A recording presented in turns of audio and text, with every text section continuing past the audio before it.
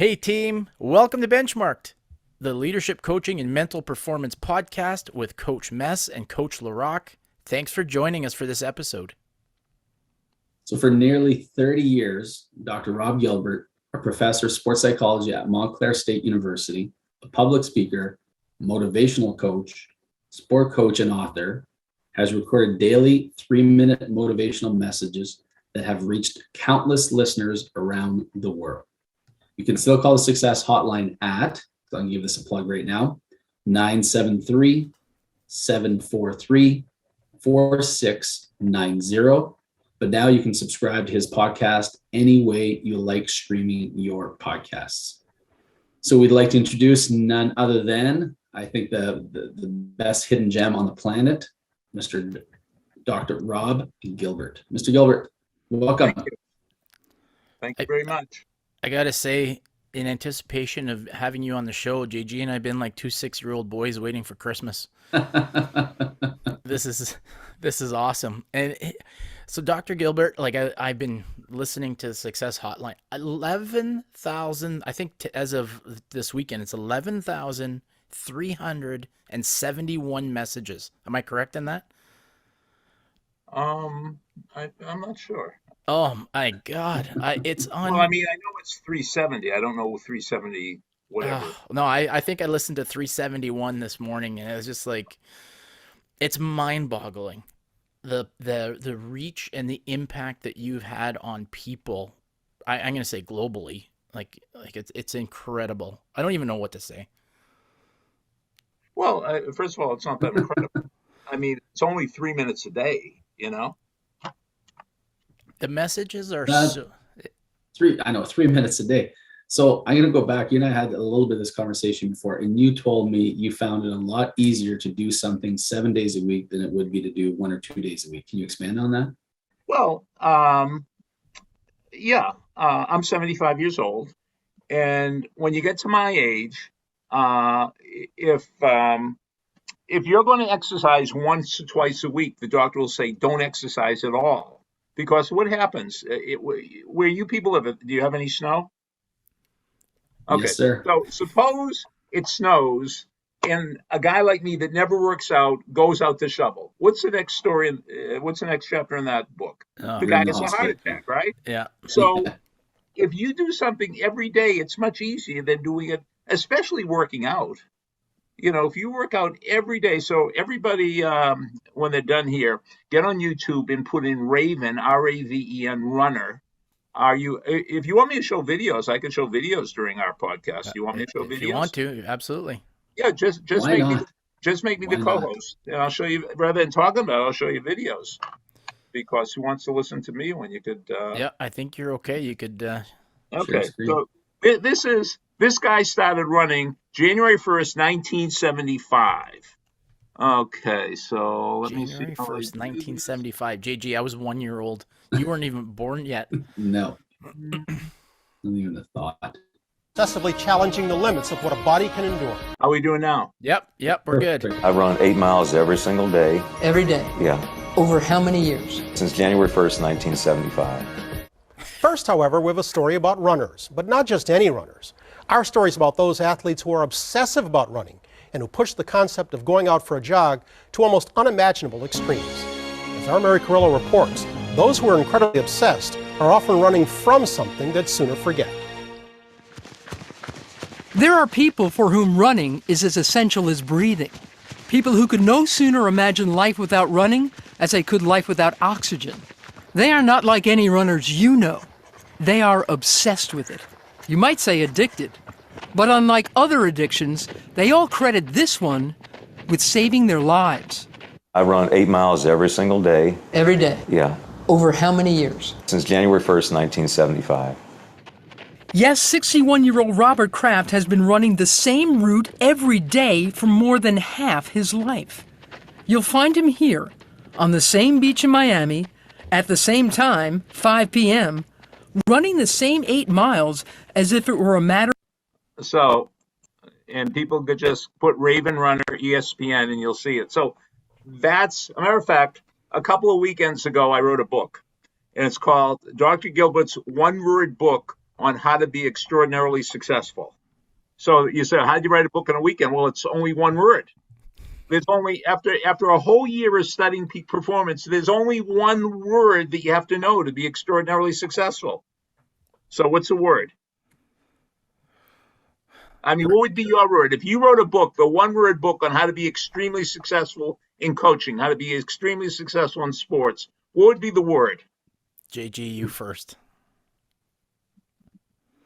Consistent. I really, yeah. Say again? I go consistent. That's a good one. I was going to say persistence. That's not a good one. Okay. Oh, look, we don't play these games for nothing. You owe me the Mickey Mantle Ted Williams ball. It'll be in the mail. The word is extreme. You have to be extreme. If you're not, you could be a nice person and not be extreme. You could be a good athlete and not be extreme. You're not going to be extraordinary in anything without being extreme. So I don't know if you know this. If I grew up in Boston, and my boyhood hero was Ted Williams. And Ted Williams was extreme. When he was growing up, and this is in all the books written about him, he only had one goal in life. He said, I want to walk down the street, and I wanted people to point to me and say, there goes the greatest hitter who ever lived. He didn't want to be the greatest ball player. He didn't want to be the greatest pitcher. He didn't want to be the greatest fielder. He didn't want to be the greatest teammate. He only wanted to be the greatest hitter. So when he was growing up in San Diego, he used to take his allowance money and pay kids to pitch to him, pitch batting practice. And luckily, he was near a field in San Diego that the lights went on at night, so he could stay as long as he wanted. And you know how we figured out when it was time to go home? When his hands were bleeding so much he couldn't hold on to the bat anymore. That's extreme. So that's what I'm selling today. I'm selling the word extreme because people here, if you want to live longer, you have to be extreme. If you want to have a happy relationship, you have to be extreme. You have to be extreme. Now, what if you're not extreme? If you're not extreme, that means you're average. And you're not going to be happy average. You're not going to be happy average. Why do so many people watch sports rather than play sports? Because they're escaping. Why do so many people take drugs? Why do so many people get drunk? Because they're escaping, because they're average. So I'm saying you got to be extreme. You got to be extraordinary. And extreme leads to extraordinary, by the way. Wow. Phew. Jesus. Oh, now you're saying, okay, Gilbert, what do you do extreme? Well, you brought up my hotline. You think that's extreme. I mean, I don't think that's extreme. I don't think 3 minutes a day is, see, this is called neosporin. So I'll show you something that's extreme, because what I teach in my classes is I teach kids how to do something that's impossible. So this is an ice pick. Okay. Oh boy, here we go. Oh boy. It's a real ice pick. It's not one of these phony ice picks. So what I have to do is I have to clean it off with neosporin. I'm not looking. I'm not going to look at this. No, you got to look. You're making me nervous here, Dr. Oh, Gilbert. buddy, I can't look when he does Nervous. Is this going to have to be an R-rated You're podcast nervous. here? How do you think I feel? What do you have to be nervous about? So when I start doing this in class, people say, "Oh, I saw David Blaine. You're going to put it through your hand." And I said, David Blaine actually puts this through your hand, and you see it coming out. You can actually see it. And I said, no. I got to do something more extreme than David Blaine. Oh, here we go. Oh, no. Do it. I'll look eventually. Do you want to have a good podcast, or you just come on? I'm not sure we're insured if anything goes wrong. We're not insured for you. I can't. I'm going to do this, and you got to throw up on cue, okay? Oh man, I'm going to try and watch the whole time. For our listeners, he's shoving an ice pick up his nose. What do you mean for your listeners? Well, this is video and audio, Dr. Gilbert. No. So people can't listen to this. They got to watch it. Oh no, that's not happening. We might lose JG here. God. Oh my God, this is happening. Oh my God. My God. Okay. And for listeners, they're just listening. Oh my God. Oh, baby. Oh, man. Boy, you were expecting that, huh, JG? Oh, What man. you thinking right now? That's the last guy from New Jersey we're going to have on the podcast. Oh, my God. Now, I'll tell you, one thing I did differently, I usually never ever do that. Like we just started. I always do that at the end of class or the end of the podcast or at the end of the talk because sometimes my nose just starts spouting blood, but it's not happening today. So No, if I you're start good. bleeding, let me know, okay? Yeah, you're good. Okay. We're Oh, we're man. just gonna break the internet with our YouTube video of this. This is gonna be good. Oh, Wow. Okay, so do we have to talk about what extreme is now? No, I think we're good. But okay, so here's what I think No. about the ideas is you don't consider what you're doing extreme with the nose pick thing or the ice pick. I consider that extreme. That's extreme. I consider But that. for 30 Yeah, years, you've been putting out messages to people, and I love the origin to it. And you're an educator, so I Yeah. know, the psychology part of everything that you teach and share. But at your core, you're an educator. And when I read the history of, because as I started getting onto this, and JG's turned me onto the Success Hotline, I was like, I got to go back because I'm the type of person I need to know why. I wanted to know more about Dr. Gilbert and reading about how you were teaching one course, your class met once a week, and you wanted to connect with your kids. You felt one day a week wasn't enough, Yeah. so you were sending messages out for them to call and connect with you and have these motivational messages and these inspirational messages. To me, that's extreme because some educators don't go that extra mile Yeah. for their students. Well, And as I mentioned before, I was a high school wrestling coach, and I was an extreme coach. I mean, I had my own wrestling mats, and a matter of fact, I had the University of Massachusetts buy the mats, which is even more extreme because I was coaching at a high school. So anyway, I said, wait a second, I'm teaching graduate students, and when I was a high school wrestling coach, I used to train my kids 5, 6, 7 days a week. And with my graduate students, I see them once a week. So I said, well, how can I be with them every day when I'm not going to be with them every day? And then I got the idea for the hotline. And I was only going to do it, semester is 14 weeks. I was only going to do it for 14 weeks. But then I had so many people calling from all over the place. You're not going to believe this. I even had people from Ajax, Canada call me, Here we whatever go. that is, that's extreme. That's extreme. That's extreme. Wow. So the thing is, I'm getting to believe that consistency is more important than intensity. So I would, doing something every day for over 30 years, that is extreme.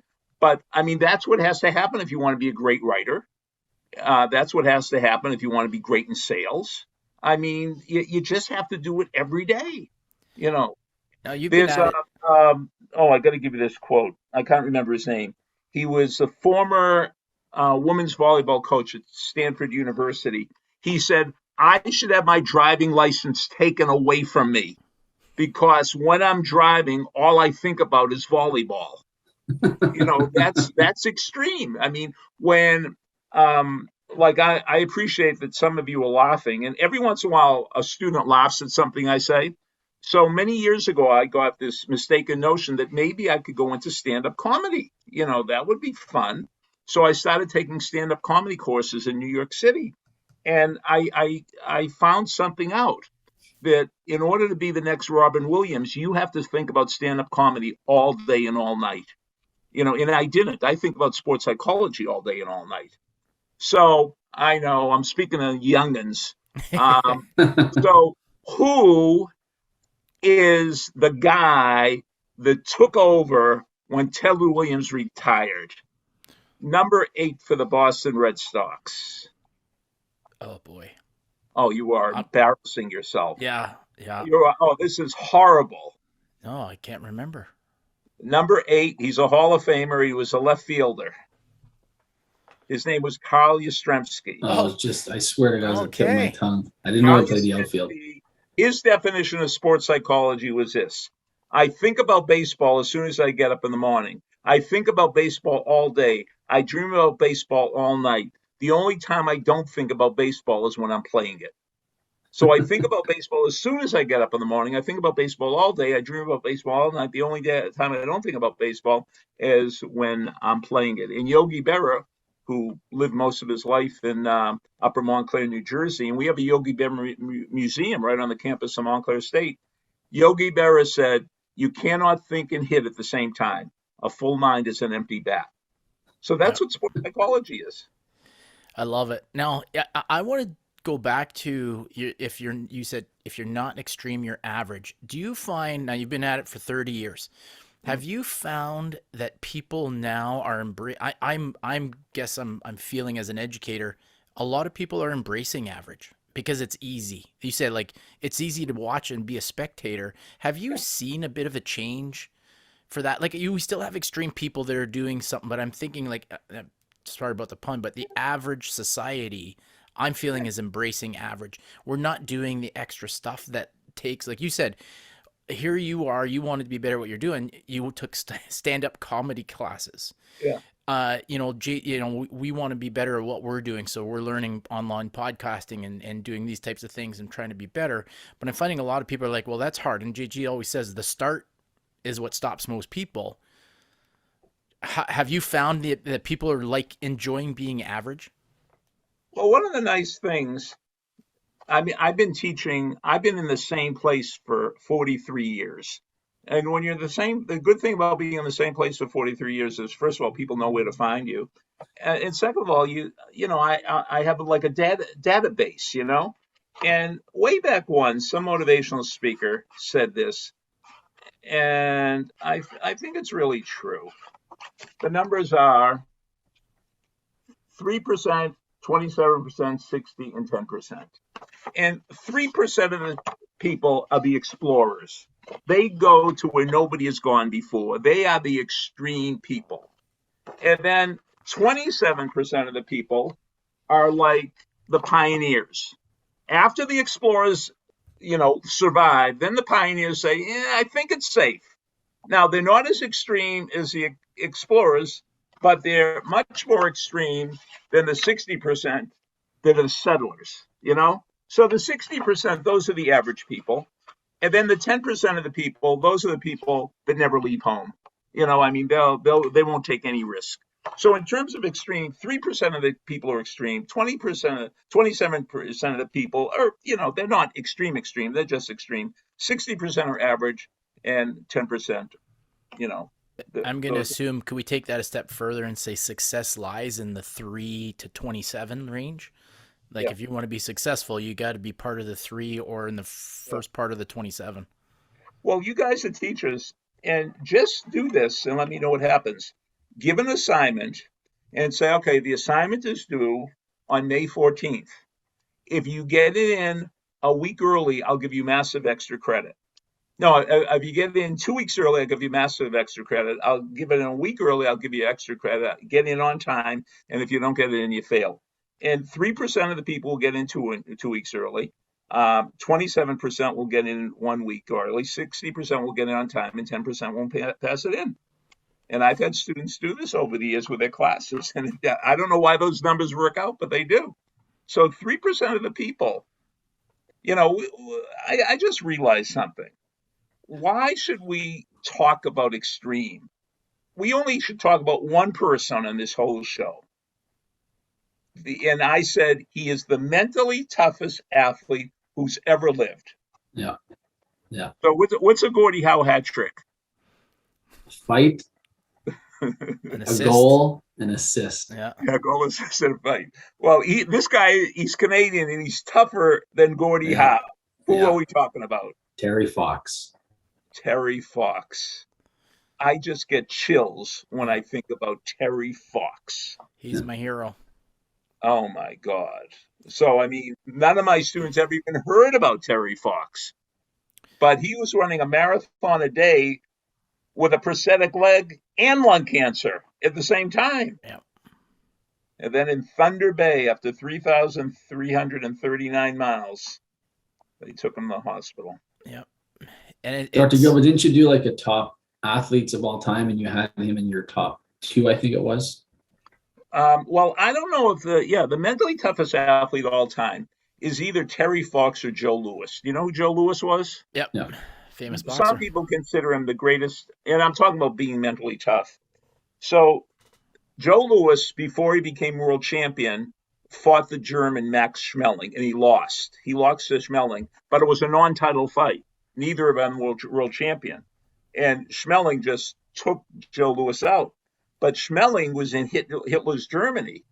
And now Joe Louis becomes heavyweight champion of the world. And the sports writer said, well, Joe, congratulations. You're now the world champion. He said, no, I'm not the world champion until I beat that man. And that man was Max Schmeling. So I should know the date, but I don't. But right before the war started, in Yankee Stadium, I think in 1945, but I might be wrong, Max Schmeling fights Joe Louis. And about an hour before the fight, the President of the United States, Franklin Delano Roosevelt, calls up Joe Louis and said, Joe, you got to win this one for the good guys. Wow. So he's not just fighting for himself. He's not trying to beat Max Schmeling. He feels the whole weight of the world on his shoulders, and he now knocks Schmeling out in the first round. So the mentally toughest performers of all time are Terry Fox, Joe Louis, or Chesley Sullenberger. You know who Chesley Sullenberger is? Is that the shooter? No, you do know, but you do know who he is. You just don't know the name. Okay, so I'm like a kid in class right now. I know. I want more. Dr. Gilbert, the very impressive thing is how, like, for us in Canada, Terry Fox is an icon. And yeah, I've told the story on a podcast before how I had a chance to high five Terry Fox as he was running across my hometown. Yep. And I remember my dad's like, stick your hand out, stick your hand. My first public speaking address to the whole school was, we have Terry Fox Day every September. Yeah. And I remember telling the story about Terry Fox, and we had 1,400 kids in the gym, and you can hear a pin drop when I was quivering, talking about seeing this individual come in. Like I was 5 years old at the time. Yeah. And I had never seen somebody with a prosthetic leg before. So my dad's like, you stick your hand out. And to this day, I still get chills but you know, a lot of our American listeners aren't familiar with Terry and what he did. So it's exciting to know that you're pumping his tires at number 1 or 2. Oh, there's nobody like Terry Fox. As a matter of fact, I heard that kids like you, they let school out when Terry was coming by their town. Yep. Yeah. Yeah, it was a big deal. So let me see if I could find. What are you doing? What are you doing? Oh, listeners, please go to the YouTube and watch this thing. I'm looking for my Terry Fox. What do they call them? Loonies? Oh, yeah. Yeah.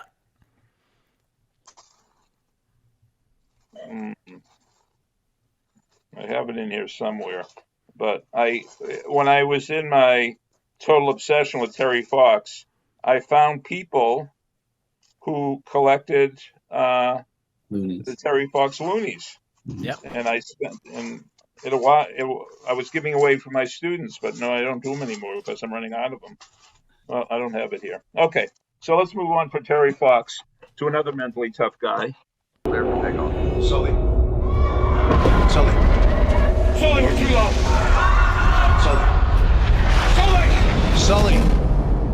Sully, where are you?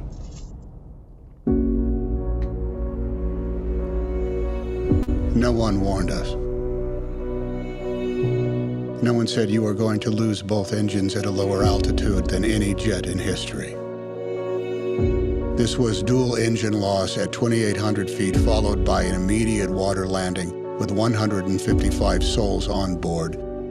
No one has ever trained for an incident like that. Our job is to investigate how a plane ended up in the Hudson River. On the Hudson.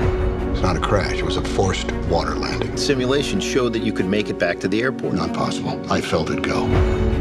My aircraft. Your aircraft. I want you to know I did the best I could. Of course you did. You saved everyone. People call you a hero. I don't feel like a hero. Show us your cape, Super Sally! There's been too much talk in the press already. I'm overwhelmed by all this attention. The left engine was still operating. What if I did get this wrong? What if I endangered the lives of all those passengers? I got an A320 diving for the river. You did everything you could. It was more than enough. When was your last drink, Captain Solberg? Have you had any troubles at home? This is the captain. Brace for impact. What? Brace! Brace! Brace! Heads down! Stay down! There were 155 people on that plane. Brace! You were one of them. Stay down! Over 40 years in the air, but in the end, I'm going to be judged on 208 seconds. I need a count, passengers and crew. Is anyone still here?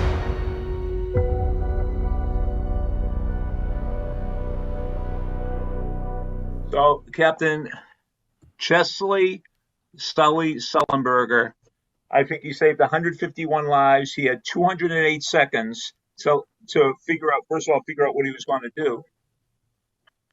No. Oh, you have to do a lot of editing here. And he said he never felt so sick in his entire life.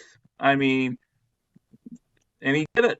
In his quote, he said, let me read it to you because it's such a great quote. For 42 years, I've been making small regular deposits in this bank of experience, education, and training. And on January 15th, the balance was sufficient so I could make a huge, large withdrawal. So every single day, he was obsessed with safety. He studied about safety. He read about safety. He went into the flight simulators. And then one January 15th, he had to do the impossible. And he had to land this huge plane in the Hudson River. And he was able to do it.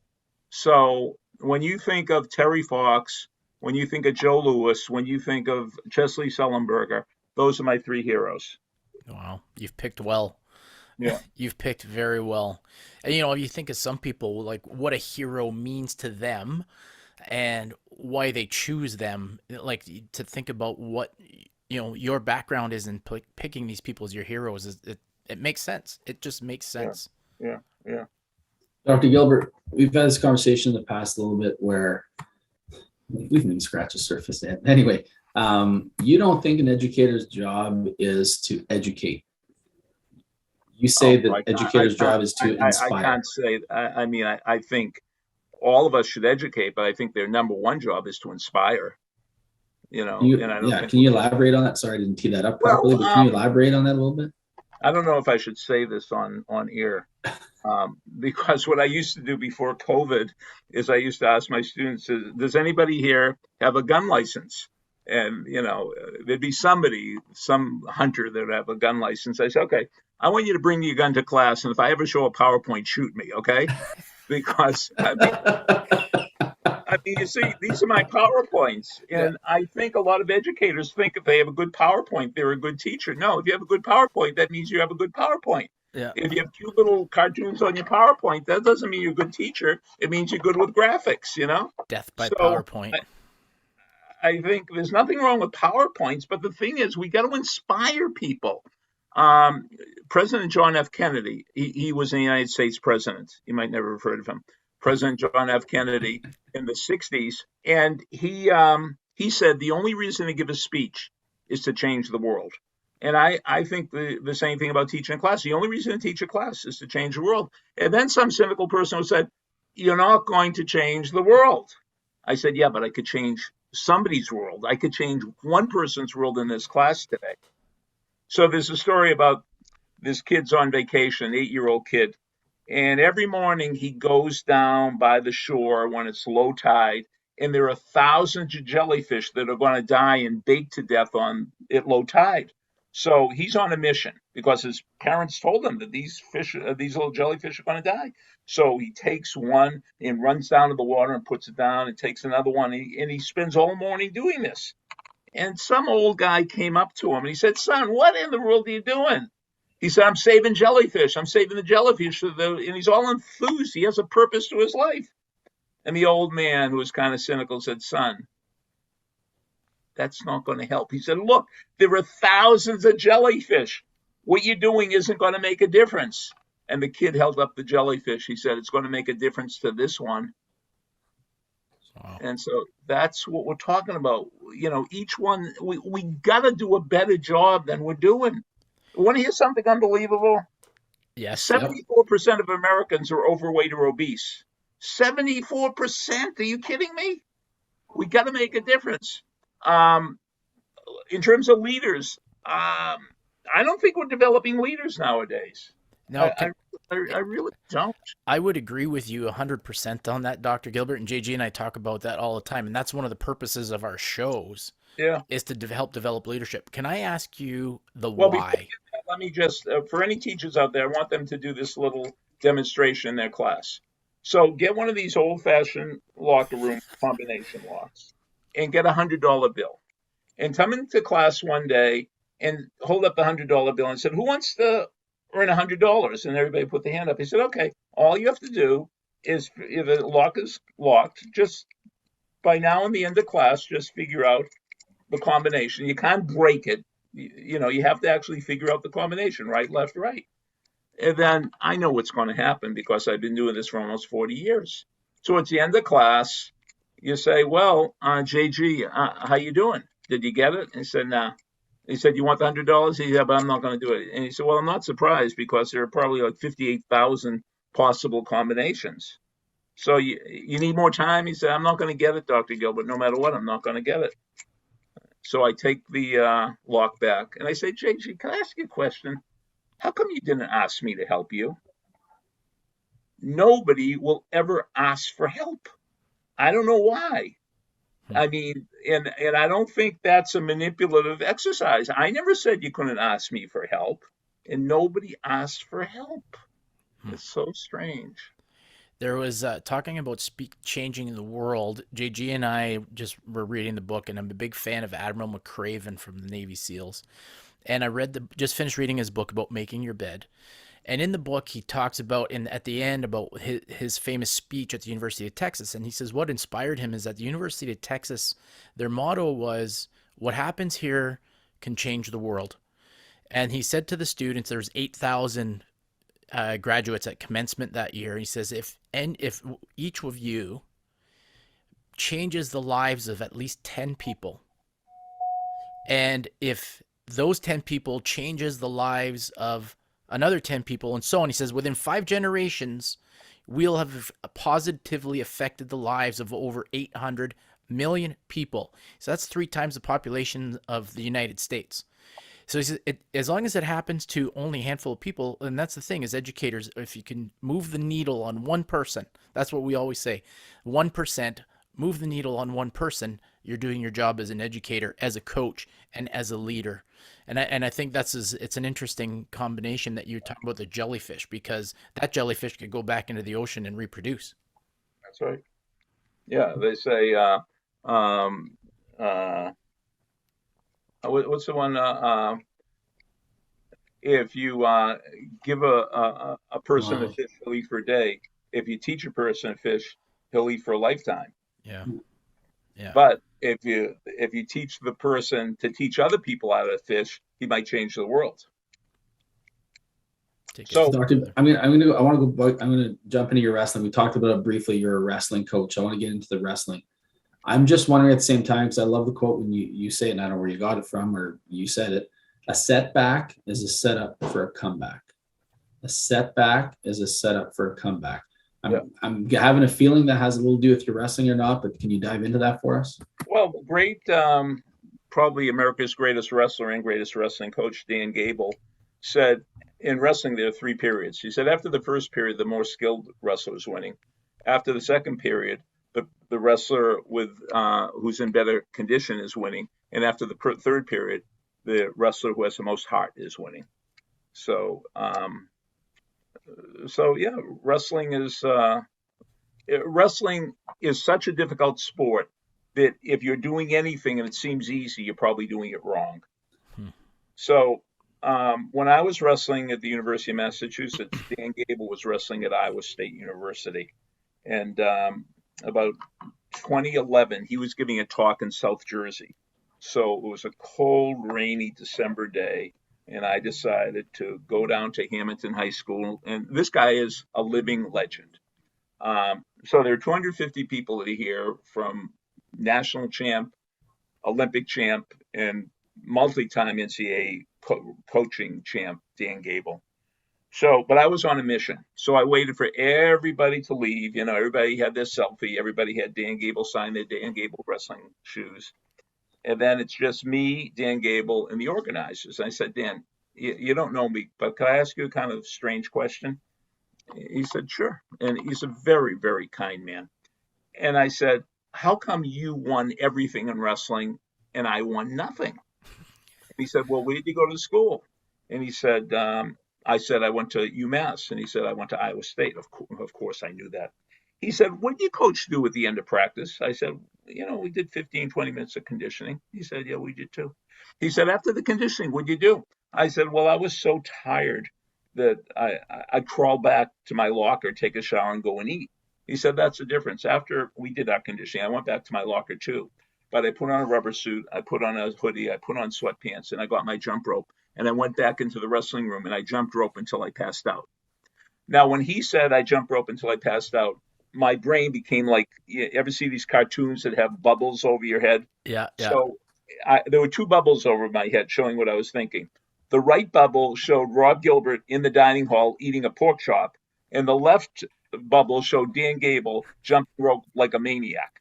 So of course he never jumped. He never passed out because he was in Sports Illustrated in 1972 said he's probably the most well-conditioned athlete in the world. So every day he's being, and this is where came up the whole idea about extreme. Every day he's being extreme, and I'm eating a pork chop. Of course he's the Olympic champion. Oh. And I'm fat. I mean, yeah. And that's the whole thing. You gotta be. Is he nuts? Well, you gotta be nuts if you want to change the world. You gotta be nuts if you want to be an Olympic champion. And what if you settle for average? Well, if you settle for average, every year in the United States, 2.5 million people die. I think about 850,000 die from heart disease, about 700,000 dies from cancer. Last year, I think close to 900,000 died from COVID. But I think with the students I work with, the thing that's getting them, the thing that's killing them is not heart disease, cancer, or COVID. It's what I call a disease called L.O.S.E, lack of self-esteem. And when you have lack of self-esteem, it means you're walking around totally healthy and there's no spark inside you. There's no jump in your step. There's no excitement. There are no goals. Everything's okay. Hey, how you doing? Okay. What are you doing this weekend? Not much. Maybe I'll watch a Montreal game. Yeah, that's it. And you got to be extreme so you're not average, because if you're average, you'll suffer from being lose, which is one letter from being a loser.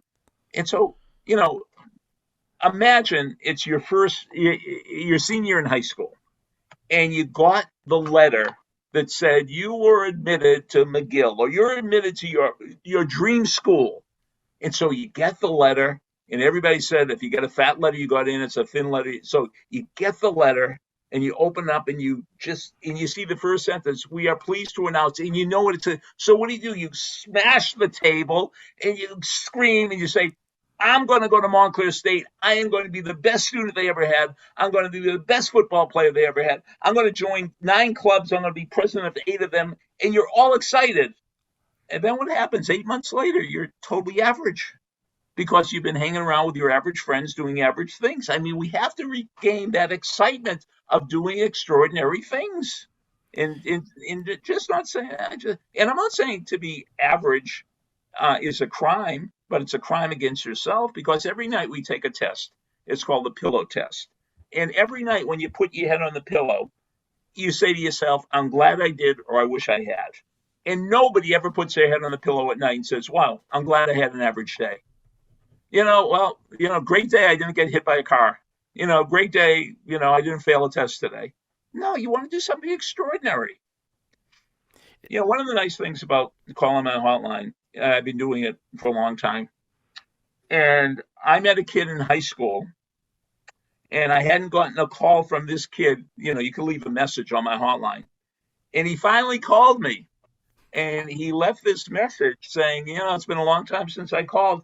He said, I don't know if I ever told you this, Dr. Gilbert, but when I was applying for a Rhodes Scholarship, I used to take a lot of the information for your hotline, and I used it for my interviews, and I used it for my some of the essays I had to write to win a Rhodes Scholarship. A Rhodes Scholarship is the greatest honor any college student in the world could get. Like, I think every year, like 34 Americans get it, and you win a full fellowship to study, I think, at Oxford or Cambridge. Bill Clinton won a Rhodes Scholarship. Bill Bradley won it. I mean, it's for the superstars of the superstars. So he hadn't called me for a long time. And he's talking about how my Success Hotline helped him. And he's doing okay because he went to Stanford, where he was a really good football player. Then he won his Rhodes Scholarship. He went over to England. Then he came back and he went to Yale Law School. Then he moved into Newark, New Jersey, and was elected to city council. Then he became mayor of Newark. And that kid is now United States Senator Cory Booker, who ran for president. Wow. So that's what says, each one teach one. All I have to do is affect one jellyfish. All I have to do is affect one caller. So Cory Booker came to I used to run all-day workshops called the Winners Workshop. So about 5 or 6 years ago, I'm at this 2-day seminar on leadership, but it's piped into these churches all over the country. So it's all, all Zoom links. So I'm sitting next to this woman for 2 days, and one of the main speakers was Cory Booker. So Cory Booker starts doing something he learned at my workshop. He said, okay, everybody stand up, get your hand as high as you can, get your hands as high as you can, get your hands as high as you can. Freeze. Now your hands as high as you could get it. Now that your hand's as high as you could get it, I want you to do the impossible. Get your hand 1/4 of an inch higher. And of course, everybody gets their hand. So I poked the woman next to me, and I said, he learned that at my workshop about 30 years ago. And then Cory Booker goes back to his talk, and he said, I'd like to thank Professor Smith from Stanford, who taught me that little demonstration. And she looks at me, the woman next to me, and says, I suppose you teach at Stanford too, right? He got the attribution wrong. But the thing is, we just don't know what we're going to do, the difference we can make. But we know the difference we're going to make if we're dull, boring, and average. We're not going to make any difference. Yeah. I call them dusters. You're just there collecting dust on the shelf. JG laughs every time I say it, but I use the expression, don't be a duster. And I picked that up from an athlete that I was working with. Yeah, what's a duster? A duster, like a dust. You're just a piece of dust collecting more dust. You don't move. You just sit there on the shelf. Yeah. So you don't want to be a duster. But my question for you on this, Dr. Gilbert, right now is, can we change? So let that person who's the lose, I love that acronym. That's definitely going on a t-shirt. That person who doesn't pass the pill test that night, what kind of advice can you give that person to get away from those feelings, those sentiments? Well, all you have to do is change your focus. You change, as Oprah said, change your focus, change your future. I mean, all of a sudden, say, my job, when I ever walk into a classroom, right before I start teaching, I look at the door that they're going to leave at the end of class. And I say, if I have anything to do with this, and I do, that each and every one of these students is going to leave my class more energized than they are right now. That is my job. My job is to energize them. And I have the world's most powerful tools. I have stories, I have videos, I have games, I have interaction, I have quotes. I mean, how can I not motivate them? But most professors and most teachers say, my job is to educate. You can educate, but, get into it. Get into Shakespeare. Get into algebra. Get into analytic geometry. So there are two types of people in the world, ins and intos. Are you in school or you're into school? In students are enrolled, into students are involved. And we have to make more intos than ins. Speaking of Shakespeare, I don't know if this could be done anymore. My first teaching job back in the late 90s, I had a mentor of mine who had been at it for 25 years, and he was a confident guy, and he was an English teacher. eccentric guy. Steve Keen was his name, and he was just awesome. He was cool. Drove a convertible. I wanted to be Steve Keen, but he had great white flowy hair, great mustache and beard. Like he was cool. He says, Mark, I need you to show up at this door at 10 a.m. I was like, why? He says, I just opened the door. So we had his school was a really unique campus. It was like a college campus, had an annex and had a whole bunch of stuff. So the English department was in the annex. And so, of course, I'm a rookie teacher and I don't want to disappoint my mentor. So I run out of my class at 10 a.m. I probably shouldn't have done that. Left my class and I go to open this outside and I hear clickety clack, click. It's a horse. He was teaching Shakespeare, but he rode a horse into his classroom. And I was like, what is going on? And anyways, that I'll never forget that as long as I live. You got to do stuff like that, like making memories. Yeah. You know, so if you were in JG school, why do we make Tuesday JG LaRock Day? You know, yeah. I mean, make people feel special. Every day's JG LaRock school with us. Okay, story time. Wait a second. I hope you realize everything I've done, I've rehearsed, and I just keep crushing it. I've got to get it right. I can't screw it up. We're far from the end with this stuff. Okay. So, Dr. Gilbert, I hope you don't have a time limit, Dr. Gilbert, because do you have a time limit? Well, the people are there. They're at the marathon until 6. Okay. Yeah. We got some time. All right. So Mark met his wife. It's like a Hallmark movie, basically. Okay. And Hallmark, if you're listening, I'll take royalties to it. Reach out to Coach Messier at Coach Messier. Anyways, but Dr. Gilbert, every Christmas, you tell the story about the painting that ends up being found after World War II. And that thing gets me I think you say it every Christmas since I'm listening to Success Hotline, and it gets me every single time. For those of you who are not listening to Success Hotline yet, which will have more listeners, I'm sure, after this airs, can you share that story with our listeners right now? No. I want to share another story because nobody's ever going to use that story. Oh, but I'll tell you a story. Well, if you really want me to, but let me tell you another story that everybody could use.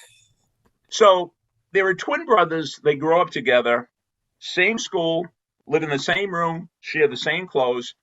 And one, when he's in high school, gets a job at the local supermarket. And the other one goes on to doing great in school, goes to an Ivy League school, gets an MBA, and becomes, big time CEO of an international company, while his twin brother is still working at the supermarket 30 years later. So every year they get together on Christmas morning, and the rich brother takes the supermarket brother out to breakfast. And then he's driving him home in his nice little sports car. And when he gets to his brother's apartment, he said, "Hey, this is for you." He said, "What do you mean?" He said, "This is your Christmas present. This is my Christmas present. This sports car, this is $200,000. Yep, it's you. Drive me home, and then it's yours." So he drives back to his tenement apartment, and he spends all day polishing up the car and washing the car. Not that it just came off the showroom floor. He just wanted people to notice it. So one of the kids says, "Hey, Bobby, whose car are you polishing up?" He said, "It's mine." He said, "Oh, come on, with you can't afford this." He said, "No, my brother gave it to me for Christmas." And the kid in the neighborhood said, "Your brother gave you this?" He said, "Yes." And the kid's looking around. He said, "This is unbelievable." He said, "Your brother gave you this? Wow, I wish." And then you stop right there. You never heard this story, Mark, did you? No. So what did the kid wish? Wow, I wish. I wish I had a car like that too, or a brother that would give me a car. Yeah, that's what most people will say. That's what 99.9% of the people say. Wow, I wish I had a brother like that. Not this kid. He said, "Wow, I wish I could be a brother like that." Wow. And that's the ultimate teamwork story. The ultimate teamwork story. And everybody said, "Oh, I wish I had a brother." No, we have to, wow, I wish I could be a teammate like that, So I always say, if you want what other people have, do what other people are doing. Yep. Do Yep. the work, get into that Ivy League school, get the job, Yep. do all that stuff, right? And if you do what they do, you'll get what they got. Yeah. Yeah. And if you don't, you'll be average. So the story JG wanted to hear is there's a young couple, and they just moved into Brooklyn, New York, and they took over. A church was in disrepair. So they're getting the church all ready, and it seems like they're going to be able to open their church for Christmas Eve services, you know? So a few days before Christmas Eve, there was an ice storm, and all of a sudden, right at the front of the church, all this tile just comes pouring down, and there's an eyesore. You know, it's like 8 by 10 feet, and it's, you know, everything is a light blue except for where all the tile came off. So they're looking down in their cellar, and they found this mural, and they opened it up, and that would fit right over the eyesore. So they hang it up, and it's like the day before Christmas Eve, and they're hanging it up, and it's late one night, and it's freezing out, and all of a sudden, they notice that there's a woman at the back of the church just standing there shivering. They said, "Ma'am, come in up here, or it's warm." So she comes to the front of the church, and she's looking and hang up the mural. And she said, could you tell me, in the lower right-hand corner, are there any initials there? And they look and they say, yeah, it says MG. And she starts crying. She said, I did that mural, and I gave it to my husband the year he was taken away and killed by the Nazis. And I don't know how it ever came to America, but I used to be a painter, and I made that painting for my husband. And they're saying, what are the chances? So, you know, she was waiting for the bus. That's why she came in out of the cold. So the husband and wife, they take her home, and she lives close by the church. And she, you know, she came to the United States from Europe, and her whole family was taken away to the concentration camps, but not her. And she luckily got to America. And she's just a cleaning lady. I shouldn't say just, she's a cleaning lady. And she's been living her life pretty isolated. And they invited her to Christmas Eve service. So she never came. The next day, the church is packed for Christmas Eve for this service. And they open up a brand new church, and everybody's there. And then at the end of the service, the husband and wife, they go to the front of the church, and they greet everybody, all their new parishioners on the way out. And then they are overjoyed. Everything worked out perfectly. And they're going back to the front of the church, and they see a man kneeling and praying in the front row, in the pew in the front. And he said, "Merry Christmas." And he looks up, and he's just crying. He said, "Could you help me out with something?" He said, "Sure, we'll do anything we can. That mural up there, my eyesight is failing me. Could you see if in the lower right-hand corner there are any initials?" And they said, "Yeah, the initials are MG." And he just broke down and started crying. He said, sir, what's wrong?" He said, "My wife gave that to me my last Christmas before they took her away to the concentration camps and killed her." And they said, "Sir, do you have some free time to visit one of our other parishioners who would like to meet you?" And he said, "Well, all I have is time." And they drove him to the woman from the night before, and they witnessed the greatest reunion in the history of the world. That's why I got to say that story. So, is it possible for impossible things to happen? Of course it is. Of course it is. And now people say, is that a true story? Now, it might not be fact. It might not be MG. It might be RE. It might not be fact, but it is true. Like David and Goliath. Did David and Goliath actually happen? No, but is David and Goliath happening every day? It's happening all the time. You know? Wow. I don't know if I could share my story after that, JJ. I don't It's know. awesome, man. That is awesome. So Dr. Gilbert, let's build off that, because for the podcast, we're talking about leadership, we're talking to educators, we're talking to business people, whoever's listening. But the way you are able to tell a story, like I'm there, like I'm in the church, how have you gotten to the point when you're in front of a class, you're in front of a group, you're speaking a company, whatever it is. How do you, like I was, and I'm sure Mark was, I can see his body language. How do you get people so invested into it? Like, where does that come from? Like being extreme, I'm assuming, but being extreme at what made you so good at telling these stories or sharing, or how do you get there? Well, first of all, it's a skill, and a skill is something that anybody could learn and get really good at. So anybody could become a great storyteller. I mean, storytelling just happens to me, what batting and hitting used to be to me, storytelling is now. I mean, all I wanted to do was, go to a batting cage. All I wanted to do was take batting practice off, and now all I want to do is tell stories. At my school, if I got a letter from the president saying, you could teach her as long as you want, but you can't tell stories anymore, I'd quit, because storytelling is a favorite thing. And people say, well, what's your favorite story? My favorite story is my most recent story, that I never ever heard before. But I think you like this story. That, of course, Mark, you know who Sandy Koufax is. Yes, correct? Sir.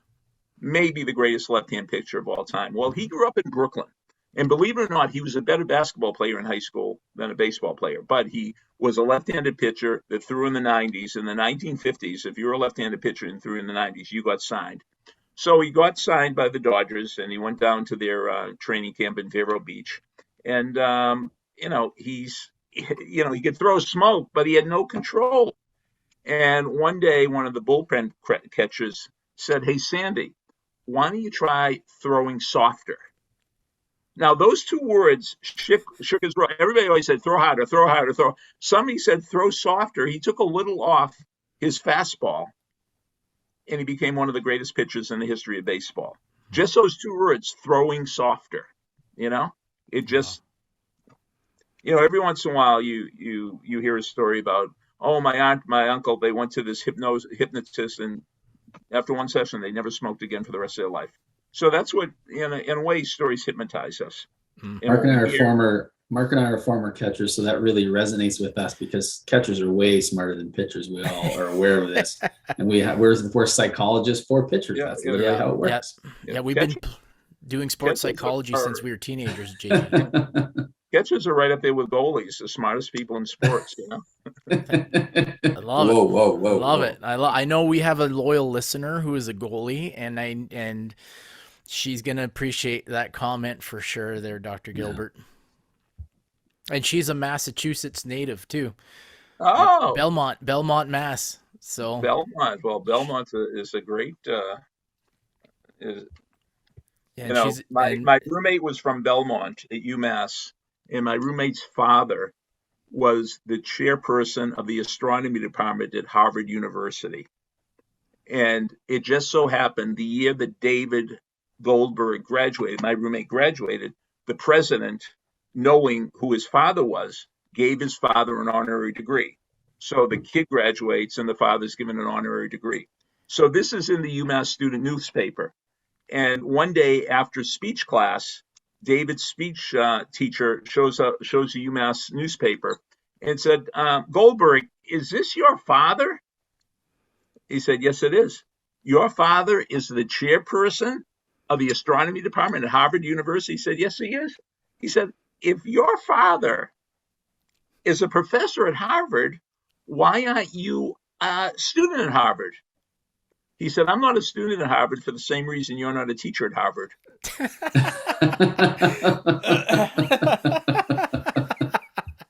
I love it. I love it. Hey, I need you to do this one more, and then I'll stop my request here. I feel like I'm a DJ. I'm asking a DJ to request some certain songs. You got it. Request. When you had your injury and you went to the hospital, Dr. Gilbert, and you really read through that book and you knew every single word of I can't remember the book you had read, but you memorized every single word from the book. Can you share that with Mark? Just that blows my mind how much that's extreme.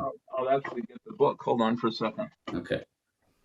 So I'll preview a little bit, and maybe Dr. Gilbert will talk about it a little bit. So he had an injury, he was in the hospital, and he just can't stand still. So he read a book and literally remembers every single word from the book, and he can tell you what page it's on and all this stuff. I don't know how he does it, but I guess that's what extreme looks like. I got to ask you, G. We talk and we ask. We often don't take time to ask each other these questions, but are you a storyteller in class? Oh yeah.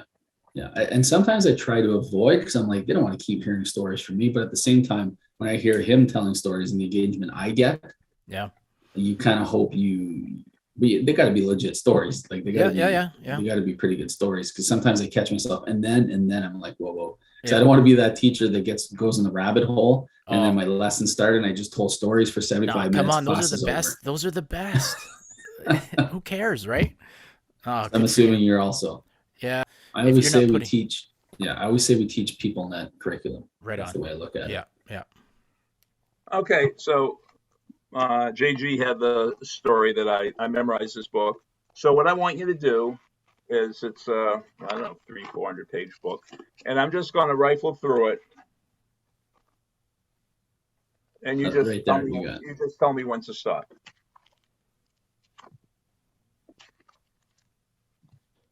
Mark, this is on you. Stop. Okay. We'll do it again. Stop. Okay. Now tell me could you read one of the pages? Yep. Okay, now pick a word that's long, like 8, 9, 10, 11, 12 letters long. Yep. Do not tell me the word. Do you got a word? I got it. Okay, so I'm going to close it. There's no way I could know the word, can I? You would think not. You think not. Okay, so let me think. So, Dr. Gilbert, I'm just going to preview.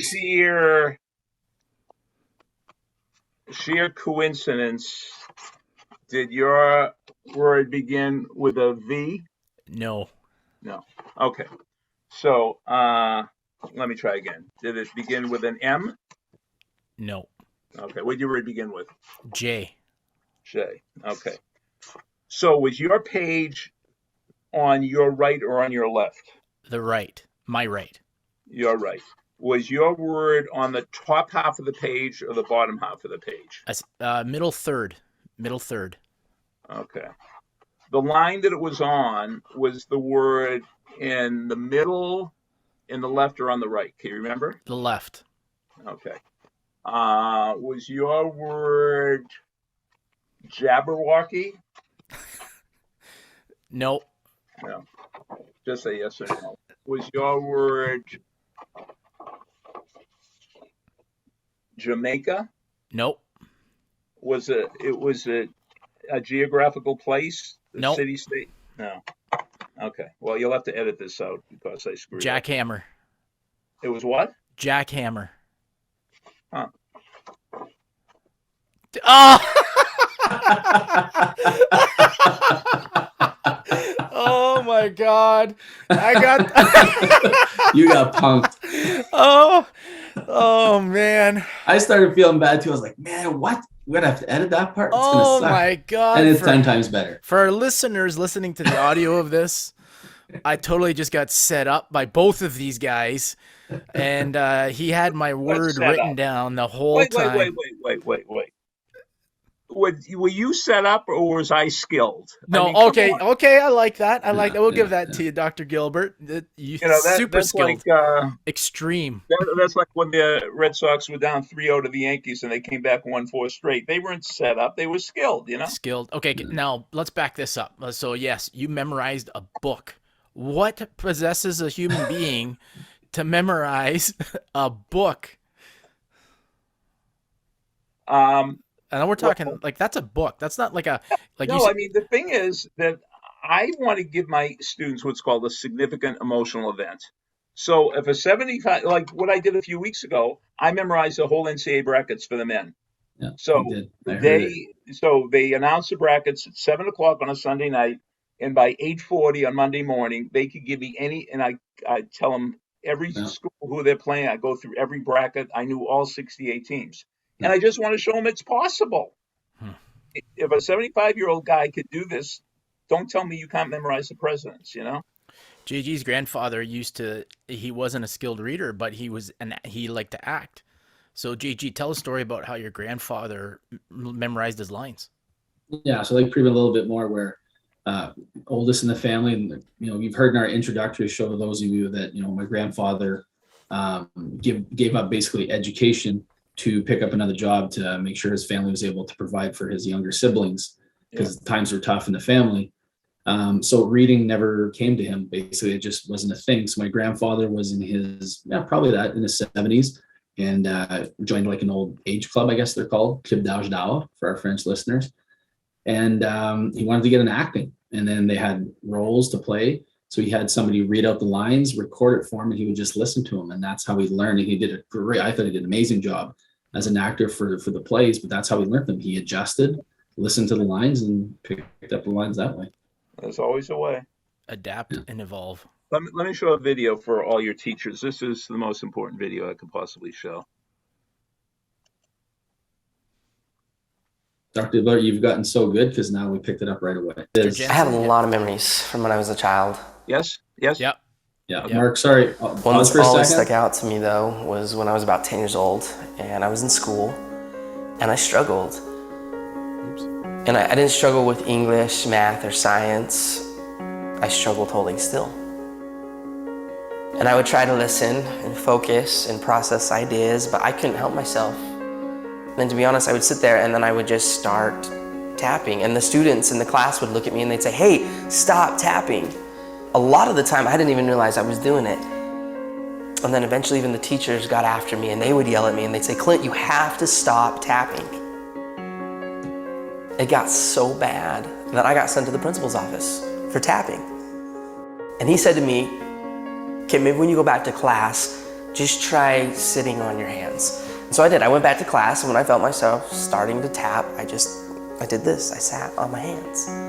And that worked for about 5 seconds. One time I was tapping in class, and my teacher, Mr. Jensen, he looked at me and he yelled. And he said, "Clint, stay after class." And I thought to myself, this is it. I am done. Now, I've always been the type of person that believes that a single moment in time can change a person's life. And this was one of those moments for me. And I will never forget it. And so I was sitting there with Mr. Jensen and an empty classroom. And he walked past me and he sat next to his desk and he said, "Clint, come here. I want to talk to you." And as he looked me right in the eye, he said, "No, I need you to know something. You're not in trouble. But I do have just one question that I have to ask you." And he said, "Have you ever thought about playing the drums?" And in that moment, Mr. Jensen, he leaned back and he opened the top drawer of his desk. And he reached in and he pulled out my very first pair of drumsticks. And he held them in his hands and he looked at me and he said, "Hey, Clint, you're not a problem. I think you're a drummer."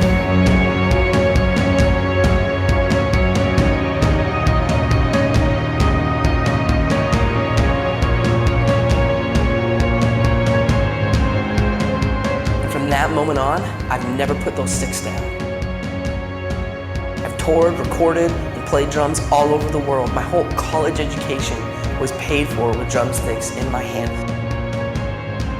Just because of a single moment in time when somebody believed in me and he saw something in me that I didn't even see within myself. And from that moment, I learned that there's a difference between being the best in the world and being the best for the world. So is that a great story? Wow. So let me just say goodbye to my students. I'll be right back, okay? All right. So I hear though you can pause. We're just gonna go. It's just easier to. Yeah. Okay. So I'm gonna get him to talk. Dr. Gilbert's gone and take care of something. Those who are listening. He is working right now, by the way, teaching actively. He's got a class at Montclair State, correct? Yep. So I'm gonna get him to explain later. This is a 6-hour study marathon happening. I don't know how that works. Man. So we'll get him to explain that a little bit in detail with us. Mark and Atlanta, where are you at right now with this process? This is good because we get a little bit of time to ourselves to kind of reflect within. Where are you at? I want to be in a classroom or in front of a team right now. Right? How many times again, and this is what I'm going to say to Dr. Gilbert when he comes back, is the video he just shared with us. We'll have to put all these. We'll have all these videos linked up in our show, by the way, for people that are listening to us. The person is not the problem. The problem is the problem. And I think we forget about that as coaches. It's probably one of the first things we forget about when problems arise with a student, with an athlete, with a colleague, right? Like, what's the backstory to what's going on, right? So that takes time to that, and that's the unfortunate. Not that it's unfortunate. We don't take the time to kind of dig a little bit deeper. We just scratch the surface, and we don't dig a little bit deeper. Yeah. There's so much stuff here. Like, it's just, we need more time. Like, he's got so much stuff to give and offer, which is incredible. Like, you feel like no matter, he's in his 70s and he's still crushing it when it comes to giving to his, like, do you not feel like if you're a leader, and I could see like podcasters like us all flock to him. If you're in the mental performance game, he's the guru. He's the Pied Piper of mental performance coaches and leadership. Like, the best leaders in the world, the best mental performance coaches in the world, reference half their stuff probably comes from Dr. Gilbert, if not more. So this guy's, but he's probably the original mental performance coach when it comes to this type of stuff. And I think it crosses so many boundaries. I don't even know if boundaries is the right word, but if you're a business leader, if you're a student, like, there's no boundaries for what this man is offering you to learn. And JG, you've been listening to the Success Hotline for how many years now have you been subscribed to? About 3 or 4 years now. And if you think about it, it's, and we talked that 1% better. Are you better today than you were yesterday? That's what like, it's 2 or 3 minutes a day that you can listen to a Success Hotline. If you're not listening to our podcast, you better be listening to his. You know, and the thing is, it started with a phone call. I love it. That's old school. If you want to go old school, you could still call the number, and we're going to include the number. Again, 973-743-4690. If you call that number right now, you will get Dr. Gilbert a voicemail. It's like he left a voicemail for you. And if you want to listen to it, you can, if you want it sent right to your devices, you subscribe to it on any of the regular podcast channels. So we're going to have all these links up. Like, this is a lot of the stuff that he's giving are game changers. Over 30 years, like I said before, 11,371 messages to date, and he keeps grinding them out every single day. It's crazy. Now, and I've given this to my teams, though. I've given this to my team, so I just want to give listeners, because I had somebody discuss this with me. Yeah. There is a cost. If there's a long distance cost, if you're going to call that number, there's going to be long distance charges that apply. So just FYI. Yeah. So sometimes for some people that don't have the free long distance, it's a US number, right? Free. Correct. So if just be aware, and if not, just jump on the podcast for free. Yeah. I like the podcast because you listen to it, but it's neat to call somebody. Some of us are lonely, right? So if you want to act, there's a number with a human on the other end giving you a motivational message. And again, you and I talk a lot about being each other's accountability partners. If you're looking for an accountability partner for a little kick in the butt to get you going on the day, and you usually listen to it first thing in the morning, correct? Yeah, it's like on my habit share, and on my way to work every single day, no matter what's going on in my life. Like, it's like literally when I talk about AM, PM routines, in my PM routine, when I pull on the driveway and I know I'm not going anywhere else for the rest of the night, I set my volume, everything up on my vehicle. So when I come in the morning, I call the number. I'm not even pulled out of my driveway yet, and it's like, good morning, Success Hotline, boom. And by the time I get to the lights, it's over, and I'm reflecting the whole time on, and going into work now. Now, I'm relatively new to it, so I've only listened to, I think, like 24 of them. Is there one in particular to you that if you had to save one and share it with your own boys and every person that you know, is there a difference maker for you, buddy? You won't like this one. Yeah, it's the one that's tomorrow. then it's going to be the one on Tuesday, then it's going to be the one on Wednesday. Like I'm I'm telling you, I'm getting set up all over the place in this show, which is great. I'm just telling you, because I literally, like, I don't know, what sometimes it's like he's speaking to you specifically because you're going in and you had whatever you had going on in your morning, or something happened last night, and you listen to this and it just gives you a full perspective. You're looking to deal with a person at work, maybe you're an athlete, and you hear something, you're just like, is he in my head right now? Yeah. So it's just, but maybe it's because we're more receptive to it in that setting. But I'm guessing maybe you have one right now. You've listened to, like you said, a couple dozen. There's something that kind of like, yeah, I never thought about it that way. Yeah, it's funny because they're all good. Like you say, they're all good. And it's funny, before coming to the show, I was thinking about this, is like, which one stands out to me, but they're personal too. So the last one, he just, what is it, 11,371? He even mentions Emily. So I don't know who Emily is, but he's talking about motivation and what you need to do to get better. And it's just like, it's for everybody. It's global, it's universal, and it's appeal, I guess, but your answer is right. Like, this is how you get better tomorrow. And again, I'm going to be probably 4 years catching up to 11,000. I do want to listen to 11,000 messages, but you could just put them on flow if you've got a long drive. And if you're not better after listening to this, something's wrong. And I don't know how I'm going to edit this show, man. We got a nice pick. He shoves a nice pick up his nose. I didn't see that one coming. I wanted him to do that one, but I didn't even tee him up on that one. So that was really good. And I was sharing with Mark pre-show, I don't think it was recorded, how I found out about Dr. Gilbert through Brian Kane. So I'm listening and I'm away into school one day, and he leaves a message saying, hey, if you need help with your class to get things going, and let me share the story with him actually while he's here. Dr. Gilbert, I'm sharing a quick story about you specifically. So because Mark asked me, how did you even, how did this even happen? So I was introduced to you through Brian Kane, hey, call a success hotline, become a habit. And then, so one day I'm going into school and you left a message on your voicemail. Basically it said, if you're looking for some ideas for your class today, whatever the case may be, here's my number, give me a call. So I finally build up the courage, because I just didn't have the courage to call this number. I don't know what it is. So I called the number expecting I didn't have to leave another message, and Dr. Gilbert answers. And then I was buckled. I was like, and it's like a real person. It's like really Dr. Gilbert that I'm speaking to. And I just didn't know what to say. Anyways, it was the best class I ever had that day. It was the one with the $20 bill where you get them to reach higher and higher and higher. So anyways, I'm just finishing up that last story. That's how it was. So like Mark said, he turns it very personal, even with the messages directing to certain people. Was your class okay? Excuse me? Was your class okay? Yeah, there were only about 4 or 5 people left. So I showed that do you like the Mr. Jensen story? Oh, love it. So I showed that in class, and one of my students says, that reminds me of my friend Rachel. I said, who's Rachel? She said, well, we went to grade school together, and Rachel was like the kid, but she was a singer, and she used to hum in class all the time. And the teachers used to throw her out and send her to the principal, and all the other kids said, Rachel, stop humming, stop humming.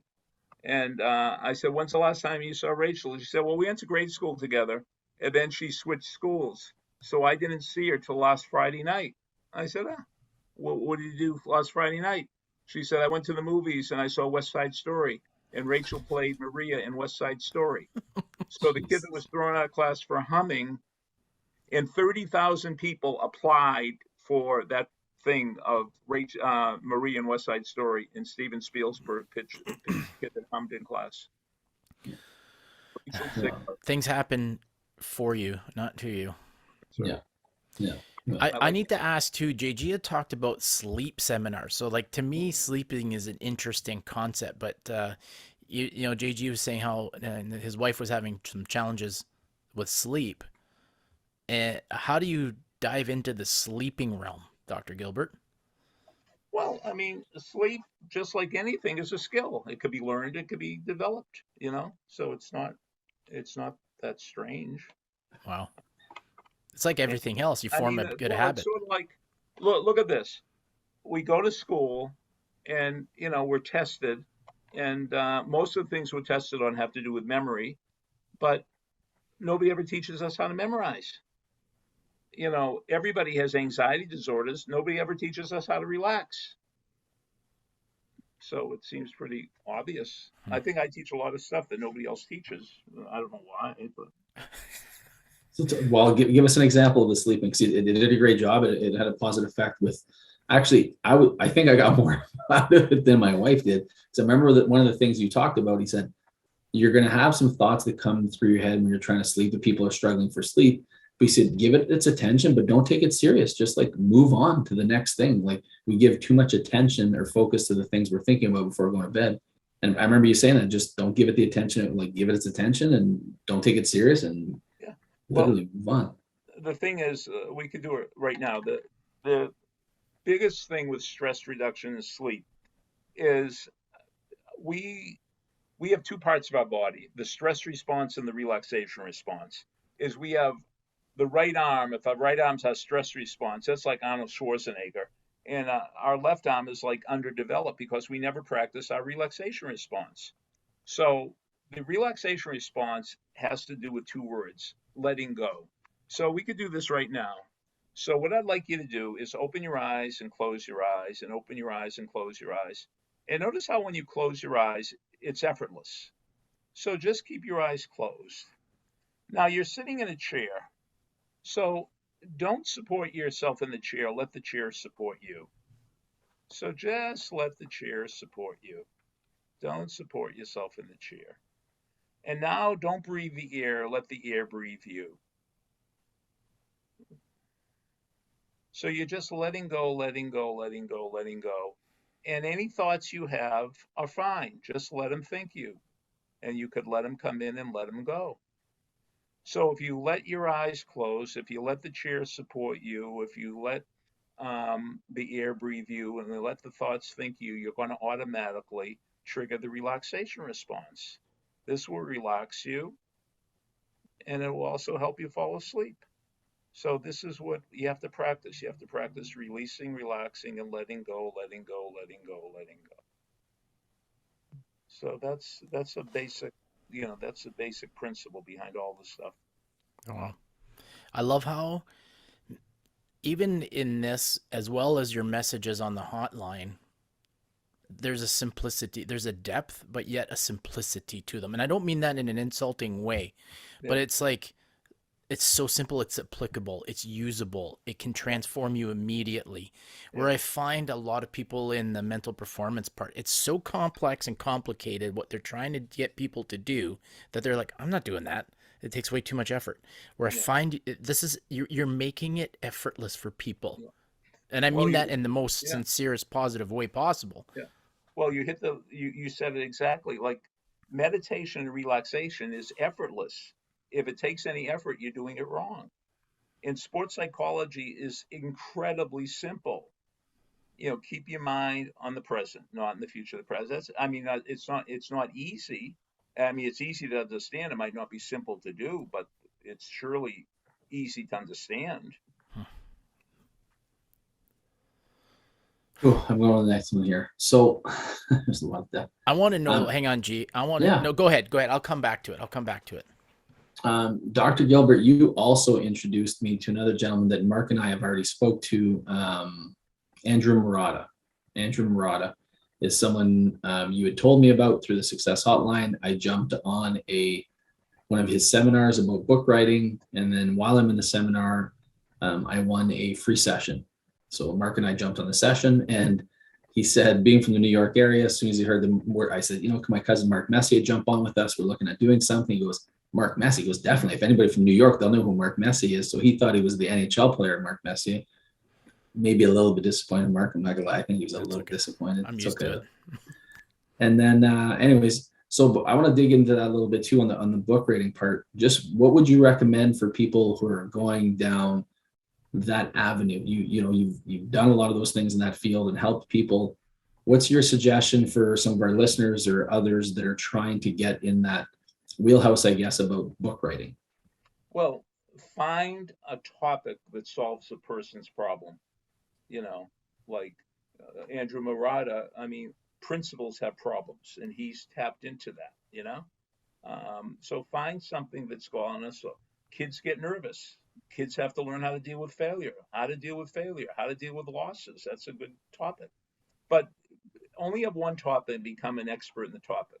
So find a unique problem solving area and become a world class expert in that area. Now, you might say, a world class expert. Well, you could become a world class expert one of two ways. You could do what I did and put more than 50 years into studying one topic, or you could do it an easy way.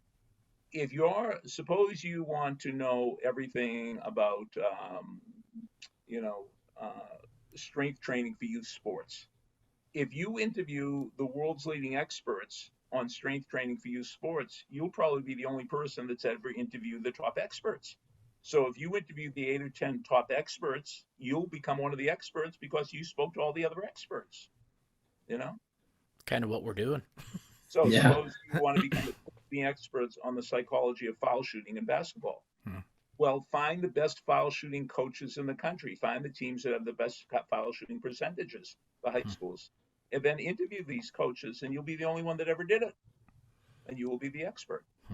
When you say you'll be the only one who ever did it, just is it because people don't like? And I think that's what's happening now. We have more access to more people than we've ever had in history, where I can just go find somebody through an email or a call, or there's going to be a way we can surround ourselves with more of those people. But I guess people never think those people are attainable, if that's the right word. They're very accessible nowadays. Well, you're a perfect example of that. I mean, during COVID, they were even more accessible. I'm sorry, Mike, what were you going to say? No, you're right. COVID made people accessible, but JG told me this, like, I just shared a story. Like, you're somebody who, I would have perceived to not be accessible because you're a big deal. But JG calls you one day and you pick up the phone, and here you are speaking with us tonight, which is amazing. And to me, and we interviewed a professional lacrosse player, and one of the things he said now too is we have more access to players. They're more public than they ever were before. They're doing calls, they're doing clinics, stuff like that. Like, the information is there, and there's no harm in trying to send you a message and say, hey, Dr. Gilbert, would you be on our show? We want to share your message with all our listeners and stuff. So, as I know Brian Kane has and lots of other people have done with you, but that accessibility is people just have to take a shot. Well, the way I look at my position, I want to be an accessible expert. So when I went back to my class, a kid jumped on late in the study marathon. So he said, Dr. Gilbert, sometimes in the study marathon, I have guest speakers. He said, Dr. Gilbert, did you have any guest speakers today? I said, oh, I'm sorry you came in late. You missed Tony Robbins. He said, you and Tony Robbins. I did it, But, you and Tony, I can't believe I missed it. I said, oh, too bad, Did you let him off the hook at least? No. But the thing is, you will not get Tony Robbins. He's not. He's an expert, but he's not accessible. Yeah. So I'm accessible. But some people choose not to be accessible either. Yeah. And I think, and one of the things that our mission, JG and I, are after is we do seminars like this because people have been accessible to us, and we want to do the same thing and pass it on, which I think makes other people's lives better. To tell you the truth, this is the most fun thing I could be doing on a Sunday afternoon. Well, we appreciate it. Now, I need to ask a question here before JG jumps in. Send me a story. That's your email address. Yeah. Give me the background on that. Well, back in the 90s, because of Success Hotline, I was recruited to edit the world's most popular motivation magazine. Here we go. Rabbit hole. So for our listeners, we send Dr. Gilbert on these missions, and he just goes and pulls a book off a shelf in his office here, and our mini kettlebell. It's called Bits and Pieces magazine, and it's a magazine that came out 14 times a year. Hope. Wow, what a great story. And so I was an editor for 8 years, and the reason they heard about me is through Success Hotline. So when I got my job at Bits and Pieces, I needed an email. So, what did I want we had 250,000 subscribers, and it was written in, Spanish, Japanese, and English. And when I came up with an email address back in the 90s, I wanted them to send me stories. So my email address came sendmeastory@aol.com. Amazing. Now, speaking of subscribers, give us a rough estimate how many people dial in to Success Hotline on a daily basis. I don't know exactly, but hundreds, hundreds. Yeah. And that's not even counting the podcast, which is probably Oh, incredible too. I have no idea what the podcast. I love they it. They told me, they told me the number, and I didn't even believe it. I mean, Yeah, good for you, and good for the people that are listening and doing it, which is well, really let me. cool. The people that do the podcast, they do it. They do it. They just like my hotline. They do it free. You know. Yeah. That's So what I was telling Mark, like up to what, 2 years ago, maybe 3 years still with the phone. And then all of a sudden you flip to this stuff with the so podcast. it's a company called Ironclad, and they're first class. I mean, they're wonderful people, and they treat me wonderfully. That's really cool. I would love. I said to JG, how I know just with the younger, their messages are getting, and I know you have a target audience is probably really broad, and I know a lot of people are on us to try to release like TikToks and videos. Like your 3-minute videos would just crush on Instagram and that type of stuff. And we should make you a TikTok star, Dr. Gilbert. Oh yeah.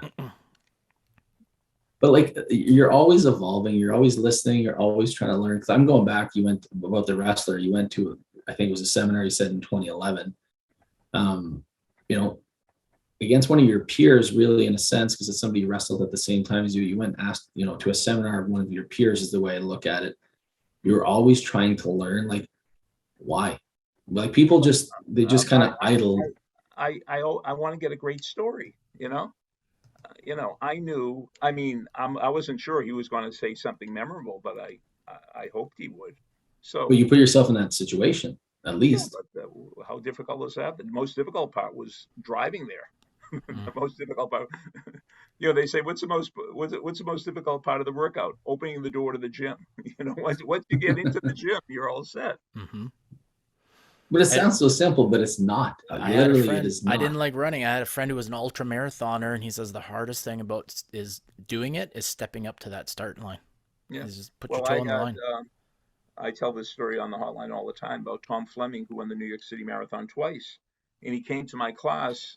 I didn't tell that story today, did I? I don't think so. Nope. No. And he used to train by running 135 to 150 miles a week. I don't drive that much, and he's running that much. Yeah. So one of my students said, "Do you like running that much that you run 135, 100?" He said, "No, most days I don't feel like running until I start running." Yeah.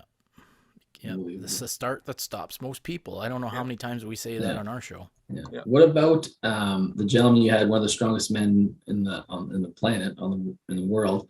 He was bent on that piece of steel. Can you walk us through that one? Well, let me see if I can find, so this guy is the strongest strongman who ever lived. His name is Dennis Rogers. And he used to come to my class because it'd be on TV in New York the next day. So it'd be in my class on Monday night. And it'd blow up hot water balls, and it'd rip New York City phone books, and it'd bend chisels. Like this is one of the ones he bent. But every once in a while, the hot water ball wouldn't burst, and the chisel wouldn't bend, or he couldn't rip the phone book. And you actually saw it happen, that there was like this glee. He got energized by the difficulty. When it didn't bend, you could tell he got excited. So I think this is the ultimate skill, to be turned on by difficulty. If you're turned on by difficult math problems, you're going to win a Nobel Prize in math. Imagine getting turned on by difficult opponents. Like your team is seeded 16 and you're going against the number 1 seed in the first. Oh, coach, we're going against the best. We're going to really bring it to them. So getting turned on by difficulty, I think, is the ultimate skill. Can you imagine going to his classes? Like, I'm bringing this person in, and this person in, and this person in. Man, I might pop into your class, Dr. Gilbert, sooner than later. You can pop in any time because they're all online now. Oh, wow. It's that easy, I guess. Oh my. Oh, you know who I met? It's one of my new hotline callers, and he is one of the official scorers for the Boston Red Sox. Really? Yeah. And then, here's the other thing: is I love how you know your callers. Well, like your callers. I don't have too many other friends. Where's the book, man? Oh man, So good. So entertaining. Okay, so have I done a pretty good job? Oh my God. Okay, so I'll make a deal with you. Yep. You could keep the Mickey Mantle autograph. You just cut off the Ted Williams autograph on the ball, okay? Jeez. Oh my God. Oh, that's so good. Let's conscientious maybe of your one. time. Yeah, maybe one. I'll give 3 topics, Dr. Gilbert. You pick whatever it is, and then we'll kind of set you free. Unfortunately, which I don't. Anyway, working with athletes, business people. If you can give us some insight on that, leadership or public speaking. Hit one of those 3. Pick whatever you're comfortable with. Again, so working with athletes or businesses, how does that play out? How does that work? How does that look? Discuss a little bit of leadership or public speaking. I could talk about all 3, whether I'm working with athletes or whether I'm working with business people, or what was the last one? Leadership? Yeah. Yeah, it's all the same. So like last night, I did a seminar for my callers. You weren't there, were you, JJ? No, because I was teeing it up for today. It's funny you say that. Hold on before you do that, because it's literally on my phone. If you look at it right here, I don't think you guys can see it. Life Changing with Dr. Gilbert, because that was the seminar this weekend, right? It was life changing, correct? Yeah. So halfway through the seminar, I said, okay, we got to do an evaluation on how good a job I did. And what I want you to do is I want you to go to the chat, but I don't want you to put whether you like this or not. I don't want you to talk about how interesting it was. I don't want to talk about whether you benefited. There's only one thing I wanted to know, and this gets to your question, whether I'm working with athletes, whether I'm working with business people, or whether I'm talking about leadership. The only thing I want to know is on a scale of 1 to 10, I'm talking to the people from last night. I want you to grade me 10 high and 1 low. I'm a 9 or a 10 if you think I totally believe what I've been talking to you about tonight. If you don't think I totally believe it, I'm a 1 or 2. If you're not sure, I'm a 4, 5, or 6. So the most important thing, like suppose you move to a new community and you're looking for a church. And what are you looking for? You're looking for a person who really believes. You want to believe that they believe, you know? So one of the things I do in class, I show a video of T.D. Jakes, probably the top evangelist in the world, a Christian evangelist. And after this 5 minutes of ranting and sweating and preaching, and he's just incredible, I put it off. I say, look, this is a kind of complicated question. I'm not asking you whether you believe in God. I'm asking you whether you believe he believes. So the most important thing I want to know is, do you believe that I believe, or am I just saying these words? Because if, when my students start doubting that I believe, that's when I retire, But it's because I totally believe all this stuff. I totally believe it. But there's one thing about believing it, it's another thing about conveying it. So I have to, number 1, believe it myself, and number 2, convey it. And you're doing both. And then you have to be extreme. You have to be outrageous. Well, you shoved an ice pick in your nose about an hour ago, which covers both of those. But I would say, with this hotline, what's next? What are you doing next? What can we expect next? And this is well, if you invite me back. Not if, but when. Yes, we were just hoping we didn't throw you off, and you want to spend more time with us. Listeners, again, he's gone to go get something else. This has got to be a YouTube. You guys got to go to YouTube. Oh. I will do. That's a real arrow. So I will do something with the arrow. Okay. Oh boy. Okay. I won't tell you what, because I don't want to keep you up late at night. I can barely look at that other thing. Oh man. Oh, so good.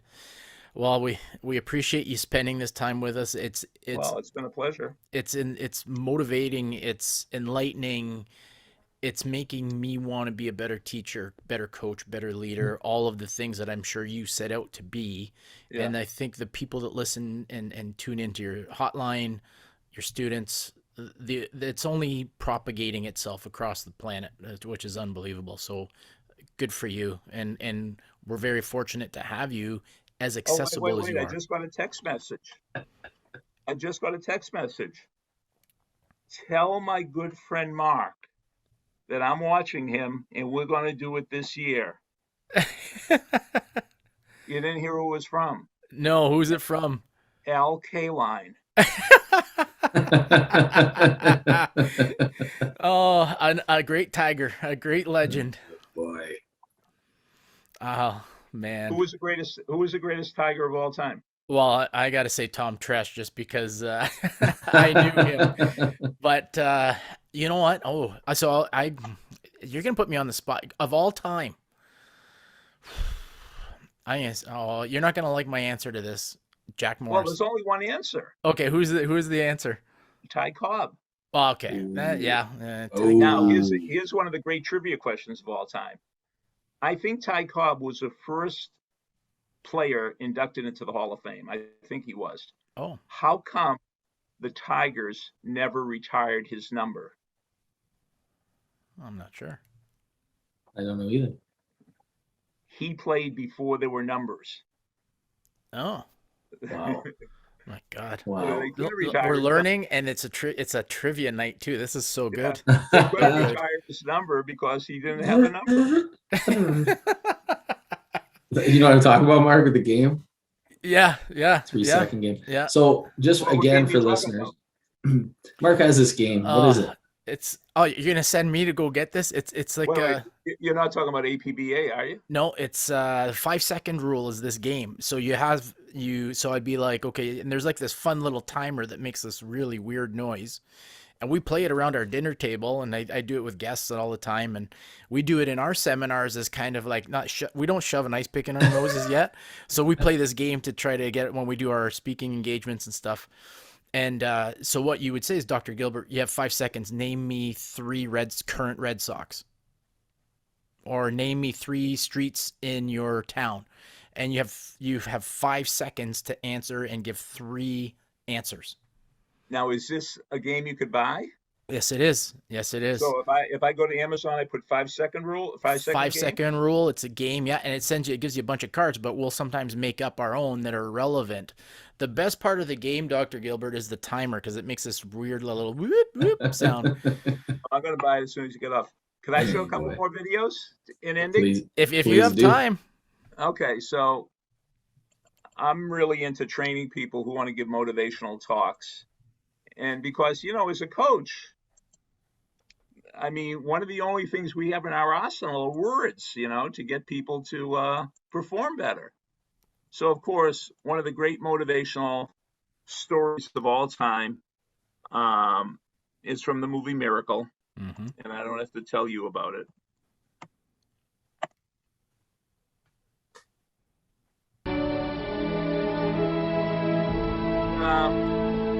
Is it on the screen okay? Yep. Yep. We're good.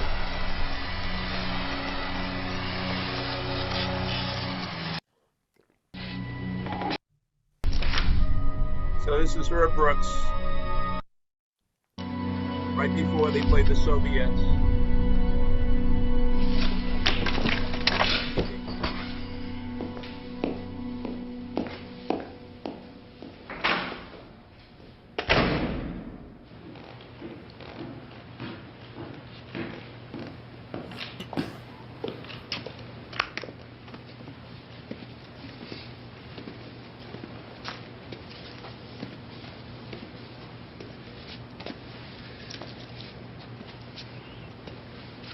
Great moments are born from great opportunity. And that's what you have here tonight, boys. That's what you've earned here tonight.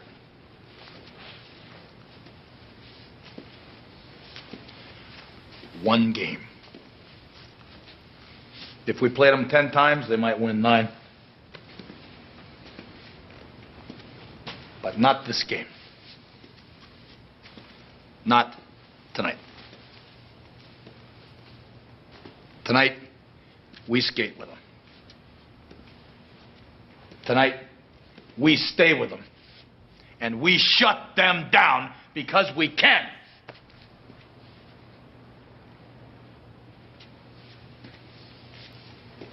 Tonight, we are the greatest hockey team in the world.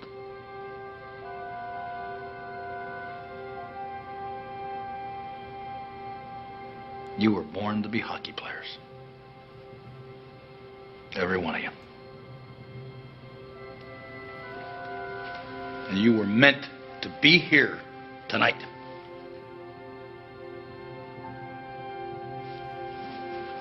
This is your time.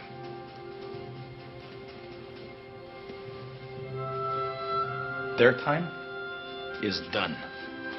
It's over. I'm sick and tired of hearing about what a great hockey team the Soviets have. Screw them. This is your time. Now go out there and take it.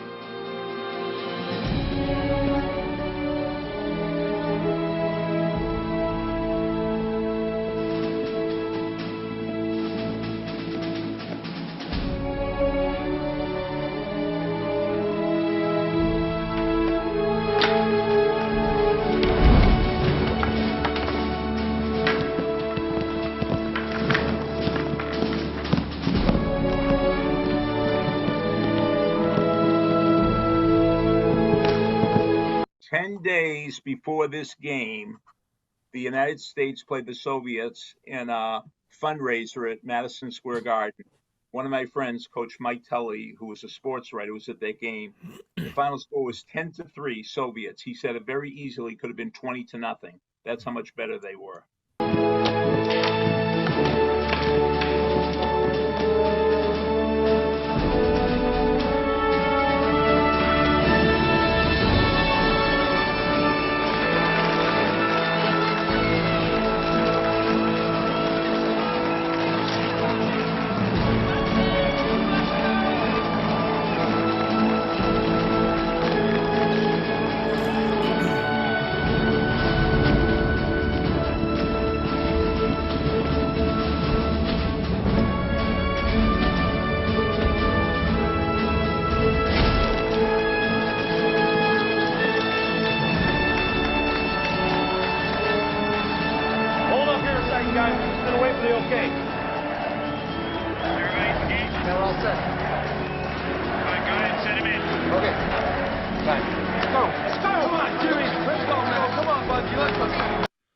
So, as you might know, the Red Sox and the Yankees opened up at Yankee Stadium on Friday.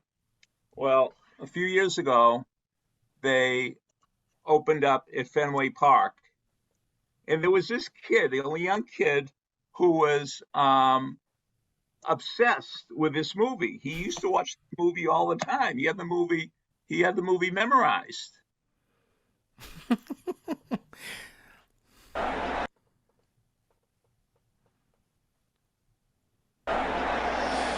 We look to the spoken word again to do what is always done, cutting through the uncertainty of the buildup and articulating our deep-seated passions.